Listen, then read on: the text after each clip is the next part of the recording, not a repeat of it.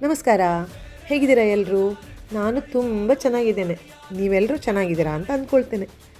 ಜೀವನದಲ್ಲಿ ಎಷ್ಟೋ ಜನ ನನ್ನ ಹತ್ರ ದುಡ್ಡಿಲ್ಲ, ನನಗೆ ಕೆಲಸ ಇಲ್ಲ, ನನಗೆ ಯಾರೂ ಸಹಾಯ ಮಾಡೋದಿಲ್ಲ ಅಂತ ಹೇಳೋದನ್ನು ಕೇಳ್ತಾ ಬಂದಿದ್ದೇನೆ.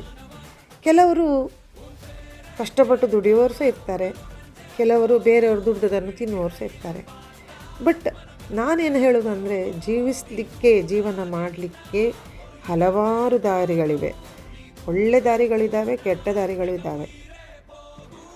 ನನಗೂ ಲೈಫಲ್ಲಿ ತುಂಬ ಕಷ್ಟ ಬಂದಿತ್ತು.